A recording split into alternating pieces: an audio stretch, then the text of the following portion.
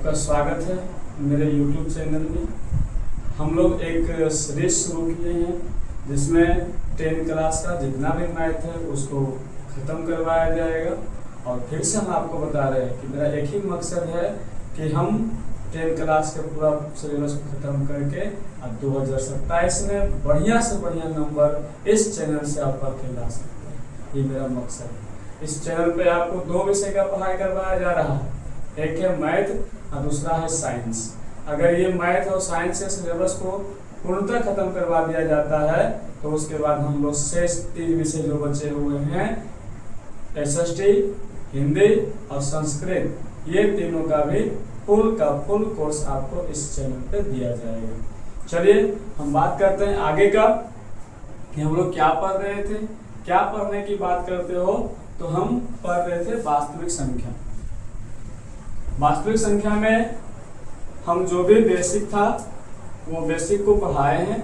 अभी और कुछ भी बेसिक बचा हुआ है, उस बेसिक को अभी हम लेंगे और अभी हम पढ़ाएंगे। ठीक है, तो चलिए हम बात करते हैं कि अगला बेसिक कौन है। अगर आप पिछला बेसिक देखना चाहते हो कि पिछला बेसिक में क्या क्या पढ़ाया गया है तो आप पीछे का जो 2 वीडियो हमारा अपलोड हुआ है उसमें आप जाके मेरा पीछे जो बेसिक पढ़ाया गया वास्तविक संख्या के बारे में वो आप देख सकते हो। चलिए हम बात करते हैं कि अगला जो बेसिक है उसमें सबसे पहले बात है कि अपरिमेय संख्या का दशमलव रूप। जरा याद कीजिए, पीछे आपको परिमेय संख्या का दशमलव रूप भी पढ़ाया गया था। ठीक है, अगर याद नहीं है तो आपको हम याद करवाते हैं। परिमेय संख्या का दशमलव रूप, परिमेय संख्या का दशमलव रूप। परिमेय संख्या दशमलव रूप ना आपका 2 तरह का था। 2 तरह का था। एक आपका था शांत दशमलव प्रसार और दूसरा था आपका अशांत दशमलव प्रसार।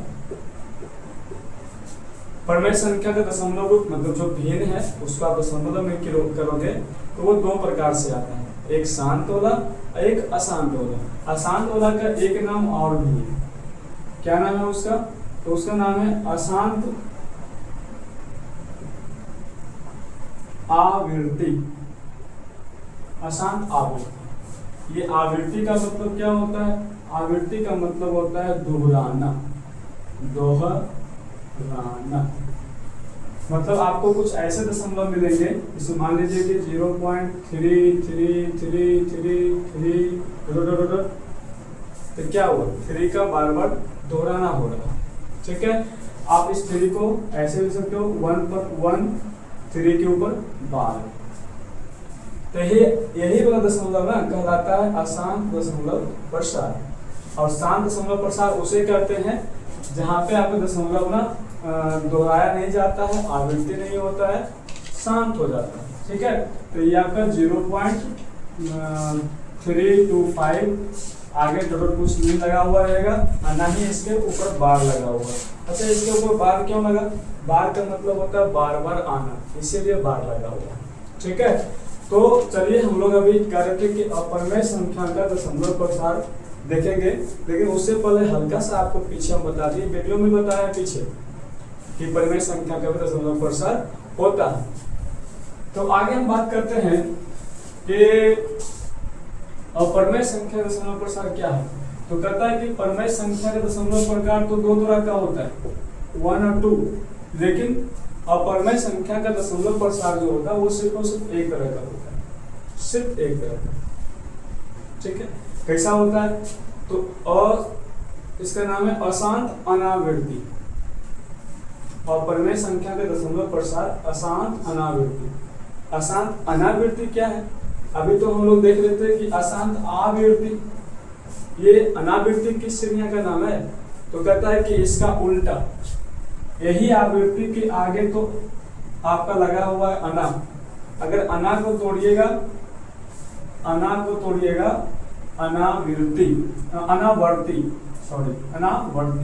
जब इसको तोड़िएगा तो ये आपका अन प्लस आवर्ती में टूटेगा। यही आवर्ती। देखिए यहाँ पे आवर्ती, आवर्ती, अनआवर्ती। इसका मतलब जिस भी शब्द के आगे अन लग जाए ये उसका उल्टा हो जाता है। इसका मतलब हुआ कि ये बार बार आवृत्ति में बार बार दोहराएगा, लेकिन अनावृत्ति में बार बार दोहराने वाला चर्चा नहीं होगा। ठीक है, तो इसे ही कहते हैं अनावर्ती। अनावर्ती तो अशांत अनावर्ती मतलब जो दशमलव होगा वो आपका क्या होगा कि वो दोहराएगा नहीं, दोहराएगा नहीं। अगर दोहराएगा नहीं इसका मतलब वो अपरिमेय संख्या के अंतर्गत चल जाएगा। ठीक है, अपरिमेय संख्या के अंतर्गत चल जाएगा। तो अभी हम आपको हम समझा दिए हैं कि अपरिमेय संख्या जो है, अपरिमेय संख्या का अशांत अनावर्तित क्या होता है। इसमें दशमलव होंगे तो दशमलव का बार बार रिपीटेशन नहीं होगा। चलिए कुछ एग्जाम्पल देख लेते हैं इसका अशांत अनावर्ती का। एग्जाम्पल की बात करते हैं तो इसमें सबसे पहले आ जाएगा, सबसे पहले क्या कुछ भी आ सकता है, 1000, अनलिमिटेड, बहुत सारे आ सकते हैं। एक एग्जाम्पल लेते हैं 0.10, 100, अगला 1000, अगला 10,000, कुछ भी आगे चलता रहेगा। मतलब यहाँ पर देख रहे हो कि जो संख्या, जो आपका दशमलव के बाद आपका डिजिट है, अंक है, ये कभी भी बार ये ना दोहरा नहीं रहेगा। पूछे कैसे, ये देखिए ये 10 है तो 10 के बाद क्या हो गया 100 हो गया, 100 के बाद क्या हो गया 1000 हो गया, 1000 के बाद क्या हो गया 10,000 हो गया। कहीं भी कुछ दोहराया नहीं जा रहा है। इस तरह के और भी एग्जाम्पल हम लोग ले सकते हैं जिसमें दोहराने की चर्चा नहीं होगा। ऐसा नहीं दशमलव के पहले 0 ही होगा, दशमलव को कुछ भी ले सकते हो। 2.125, 1256, 1256, ठीक है। मतलब दशमलव के बाद जो भी आपका डिजिट आवे या संख्या आवे वो कभी भी आपको दोहराना नहीं चाहिए। उसे इसीलिए उसको कहा गया अनावृत्ति, मतलब दोहराने का काम यहाँ पर ना हो। अगर दोहराने का काम ना हो तो ये दोनों एग्जाम्पल किस में जाएंगे, अपरिमेय संख्या में जाएंगे। चलिए आपको एक चीज बताते हैं, √2 जो है, √2 आपका अपरिमेय संख्या क्यों है? क्योंकि जब √2 का हम लोग वर्गमूल निकालते हैं तो वर्गमूल निकालने पर √2 का जो मान आता है 1.414, आगे जो भी आता है वो कभी दोहराया नहीं जाता है। आगे हमको याद भी उतना नहीं है, लेकिन ये दोहराने का जो सिलसिला है ना, जो आवर्ती है, आवर्ती मतलब दोहराना, ये यहाँ पर नहीं होता है। इसीलिए √2 जो है ना आपका अपरिमेय संख्या होता है। अपरिमेय संख्या ये भी हो जाएगा, सॉरी इसका जो मान है दशमलव में, साथ में ये जो आप देख रहे हो दशमलव का एग्जाम्पल जिसमें आपका दशमलव के बाद जो भी आपका संख्या हो या अंक हो वो कभी भी दोहराने का चर्चा यहाँ पर ना हो रहा हो। अगर दोहराने की बात ना होता हो तो वो आपका अपरिमेय संख्या का एग्जाम्पल हो जाएगा। ठीक है, चलिए हम नेक्स्ट बात करते हैं जो कि एक बहुत ही इंपॉर्टेंट और भी आई बात है। क्या बात है? तो बात है नोट। किस चीज का नोट? 500 का, 2000 का, 2000 का नोट तो बंद हो गया।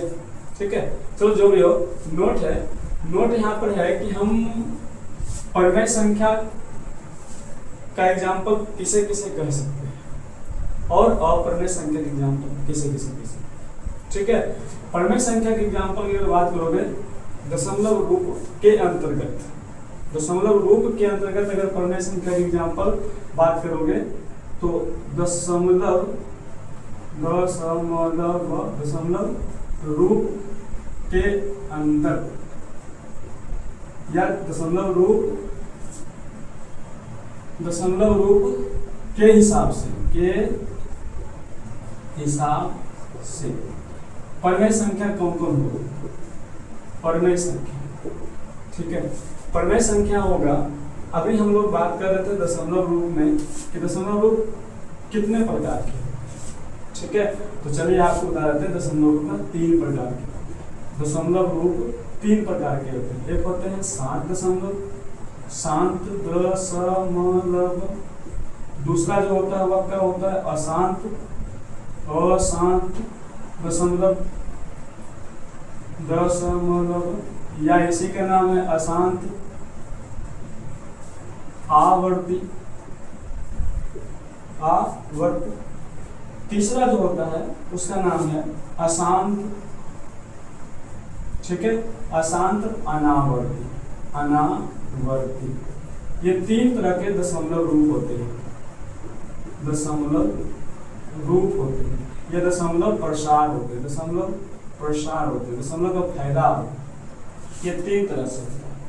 तो ये 3 में से ना आपका ये जो 2 है, 1 नंबर और 2 नंबर, ये आपका आ जाता है परिमेय संख्या के अंतर्गत। अगर ये सारे दशमलव आपको कहीं दिखे तो वो परिमेय संख्या के अंतर्गत चले जाएंगे, ठीक है। तो यहाँ पर नोट के रूप में हम क्या लिखेंगे, दशमलव के हिसाब, दशमलव रूप के हिसाब से परिमेय संख्या कौन कहलाएगा। तो परिमेय संख्या आपको कहलाएगा शांत दशमलव वाला, शांत दशमलव, दशमलव, शांत दशमलव व अशांत आवर्ती। यहाँ आवर्ती भी सकते हैं या दशमलव भी सकते हैं, कोई दिक्कत नहीं है। अशांत आवर्ती परिमेय संख्या के एग्जाम्पल कौन हो जाएगा, शांत दशमलव वाला और अशांत आवर्ती वाला। यहाँ पे एग्जाम्पल लेते हैं इसका 3.25, ये आपका शांत दशमलव, ये आपका शांत दशमलव वाला का एग्जाम्पल है, कौमा अशांत आवर्ती वाला एग्जाम्पल लेते हैं तो 0.325 के ऊपर बार या 0.3 के ऊपर बार, बार समझते हो ना। ये जो आपका संख्या 325 है बार बार रिपीट होगा, ये जो 3 है आपका बार बार रिपीट होगा। तो ये सारे के सारे एग्जाम्पल अगर आपको कहीं दिख जाए तो आपको परिमेय संख्या में टिक करना है, परिमेय संख्या में करना है, ठीक है। लेकिन आपका जो तीसरा रूप है दशमलव का, दशमलव का जो तीसरा रूप है ना, तो वो आपका अपरिमेय संख्या होता है। तीसरा रूप आपका अपरिमेय संख्या होता है। तीसरा रूप का चर्चा भी हम तुरंत किए थे। देखिए यहाँ पे ये ना क्या किए थे कि इसमें जो दशमलव होता है, इसमें जो दशमलव होता है वो आपका कभी भी रिपीट नहीं होगा, आवर्ती उसका नहीं होगा। अगर आवर्ती नहीं होगा, रिपीट नहीं होगा तो किस में जाएगा, अपरिमेय संख्या में जाएगा, ठीक है, अपरिमेय संख्या में जाएगा। एग्जाम्पल आप कुछ भी ले लो, 0, 10, 0, 100, 0, 1000, 0, 10,000 लगा दो, ठीक है। बहुत बड़ा कंफ्यूजन, बच्चा जब ऐसे एग्जाम्पल देखते हैं तो वो कंफ्यूज हो जाते हैं कि कौन आपका परिमेय संख्या होगा और कौन आपका अपरिमेय संख्या होगा। शायद हम आशा करते हैं कि आप इस चीज को देख के समझ गए होंगे कि ये सारे एग्जाम्पल अगर कहीं पे आएंगे तो आप बहुत ही ढंग से आप चूज कर पाओगे कि कौन परिमेय संख्या के अंतर्गत जाएगा और कौन अपरिमेय संख्या के अंतर्गत जाएगा। चलिए यहीं पे हम बात खत्म करते हैं आपका अपरिमेय संख्या के दशमलव रूप का। अब जो नेक्स्ट बात है वो है आपका वास्तविक संख्या का, कि वास्तविक संख्या किसे कहते हैं, ठीक है। वास्तविक संख्या किसे कहते हैं, तो वास्तविक संख्या की अगर परिभाषा की बात करोगे तो इसमें कहा जाता है कि परिमेय संख्या, परिमेय संख्या तथा परिमेय संख्या तथा अपरिमेय संख्या, अपरिमेय संख्या, परिमेय संख्या तथा अपरिमेय संख्या के समूह को वास्तविक संख्या कहते हैं, वास्तविक संख्या कहते हैं, वास्तविक संख्या कहते हैं। जरा आपको पता भी होगा कि चैप्टर का नाम भी वास्तविक संख्या है, ठीक है। चैप्टर का नाम भी वास्तविक संख्या है और हम लोग बेसिक पढ़ने के दौरान बहुत कुछ पढ़े, पढ़ते पढ़ते आज हम लोग वास्तविक संख्या पे आ चुके हैं कि वास्तविक संख्या से क्या है, ठीक है। तो वास्तविक संख्या में कहा गया कि परिमेय संख्या तथा अपरिमेय संख्या के समूह समझते हो, जहां पे परिमेय संख्या भी बैठा रहेगा और अपरिमेय संख्या भी बैठा हुआ रहेगा, दोनों को क्या कहा जाएगा, दोनों के समूह को क्या कहा जाएगा, वास्तविक संख्या कहा जाएगा। ठीक है, मतलब एक सिंपल सी बात, अगर कोई परिमेय संख्या है तब भी वो वास्तविक संख्या है, और अपरिमेय संख्या है तब भी वास्तविक संख्या है। तो वास्तविक संख्या के एग्जाम्पल की अगर बात करोगे तो ये आपका हो जाएगा 5/4 परिमेय संख्या है, 3/5 परिमेय संख्या है, -4 परिमेय संख्या है, और अगर इसमें आप परिमेय संख्या ले लो तो √5, √7 बहुत सारे, माने परिमेय संख्या और अपरिमेय संख्या दोनों के दोनों वास्तविक संख्या कहलाते हैं।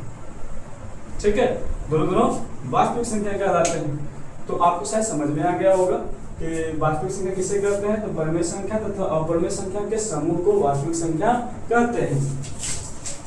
ठीक है, चलिए हम वास्तविक संख्या के बाद अगर बात करते हैं तो अगला जो संख्या है वो है अवास्तविक संख्या। ठीक है, अगला जो संख्या है वो है अवास्तविक संख्या। वास्तविक संख्या तक ओके हो गया आप लोग का, जवाब होगा यस हो गया। ठीक है, अवास्तविक संख्या किसे कहते हैं, तो अवास्तविक संख्या के बारे में कहा जाता है कि अवास्तविक संख्या ना एक अभी काल्पनिक संख्या है।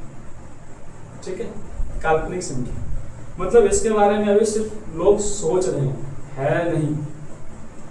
ठीक है, काल्पनिक संख्या, काल्पनिक का मतलब होता है कल्पना में, नहीं कहते हो कि चलो हम लोग प्रधानमंत्री बन जाएंगे, मतलब क्या बन जाते हो, नहीं, ये आपका काल्पनिक संख्या है। ठीक है, तो काल्पनिक संख्या किसे कहेंगे, इसके एग्जाम्पल क्या हो सकते हैं, इसके एग्जाम्पल ना ये रूट के अंदर वाले संख्या हो सकते हैं। रूट के अंदर आपका अगर माइनस लगा दोगे, बाहर नहीं, बाहर लगाओ तो कोई फर्क नहीं पड़ेगा, बाहर वाला तो आपका वास्तविक संख्या में देखा गया है, या बाहर वाला आपका अपरिमेय संख्या में देखा गया, बाहर वाला आपका परिमेय संख्या में देखा गया, लेकिन रूट के अंदर माइनस लगा दिए तो ये संख्याएं अवास्तविक संख्या हो जाएंगी, जिसे आप काल्पनिक संख्या भी कह सकते हो। ठीक है, इसका नाम क्या होगा, काल्पनिक संख्या, काल्पनिक संख्या। ठीक है, काल्पनिक संख्या बोलो या अवास्तविक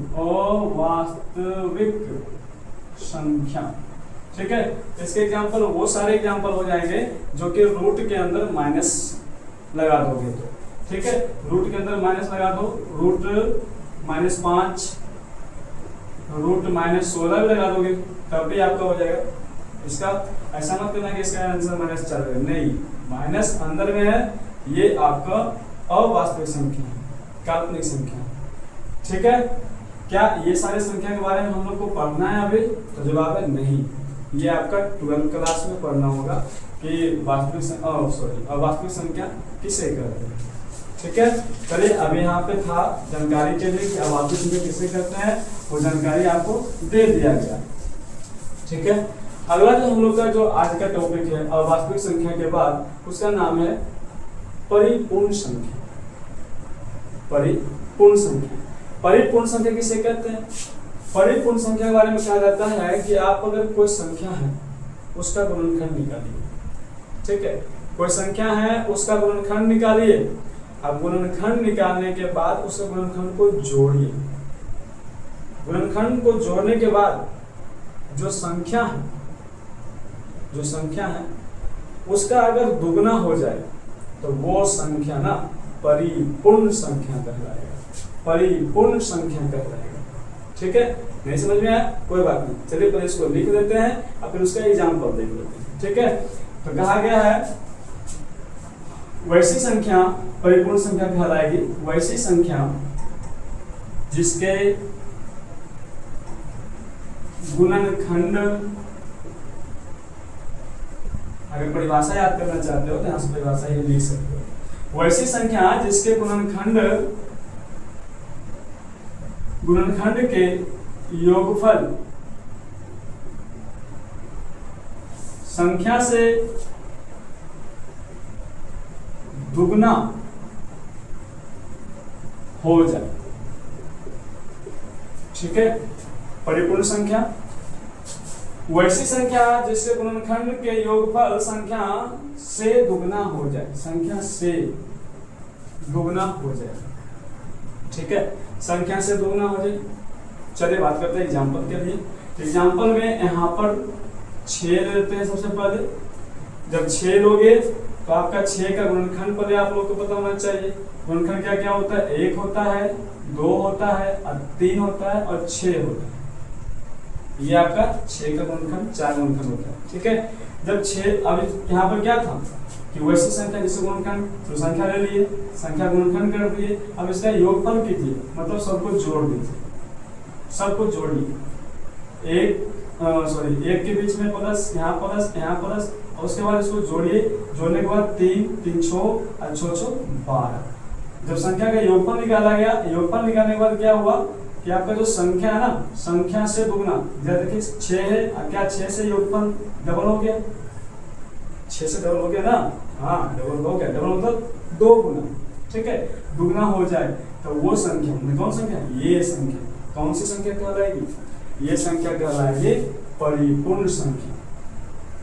ठीक है, तो आपको बता दें कि 1 से लेकर 100 तक में, 1 से लेकर 100 तक में मात्र, या बोलो इसको सिर्फ 2 ही संख्याएं ऐसा है, 2 को ही संख्याएं ऐसा है जो कि परिपूर्ण संख्या है, मात्र 2। एक है आपका 6 और दूसरा है आपका 28। एक है आपका 6 और दूसरा है 28। यही 2 संख्या ऐसा है जिसका गुणनखंड निकालिएगा, उसको जोड़िएगा, जोड़ने पे जो आपका आएगा इस दोनों संख्या का डबल हो जाएगा। मात्र 2 संख्या जो कि आपका परिपूर्ण संख्या। ठीक है, परिपूर्ण संख्या। चलिए हम लोग परिपूर्ण संख्या को भी बढ़िया से देख लिए हैं। परिपूर्ण संख्या के बाद अगर बात करोगे तो इसका नाम है पूर्ण संख्या। पूर्ण संख्या नहीं, सॉरी, पूर्ण वर्ग संख्या। पूर्ण वर्ग संख्या। ठीक है, तो इसमें तो कोई परिभाषा की जरूरत नहीं है हमको लगता है लिखने के लिए, क्योंकि इसमें बताया जा रहा है, इसमें बताया जाएगा, क्योंकि आप पहले से भी जानते होंगे कि पूर्ण वर्ग संख्या किसे कहते हैं। कहता है वैसी संख्या पढ़ो जिसका पूरा पूरी वर्ग निकल जाए, पूरा पूरी वर्गमूल निकल जाए, वर्गमूल निकल जाए, पूरा पूरी वर्गमूल निकल जाए, तो उसी संख्या को पूर्ण वर्ग संख्या कहेंगे। ठीक है, जैसे एग्जांपल में आप ले सकते हो √25। आप जानते होंगे कि 25 का वर्गमूल पूरा पूरी निकलता है, दशमलव में नहीं निकलता है। ठीक है, पूरा पूरी निकलता है तो ये आपको 5 हो जाएगा। अगर आप ले लो और √36, 6 हो जाएगा। √100, 10 हो जाएगा। तो ये जो संख्याएं आती है 25, 100, 36, ये सारे ना पूर्ण वर्ग संख्या कहलाते हैं, पूर्ण वर्ग संख्या कहलाते हैं। चलिए दोस्तों, अगर आपको हमारे द्वारा बताया गया ये सारी संख्या का, अगर आपको इस सारी संख्या के बारे में अगर आपको अच्छा लगे तो इस चैनल को सब्सक्राइब करें, लोगों तक शेयर करें और इसे लाइक करना ना भूलें। धन्यवाद। जय हिंद, जय भारत।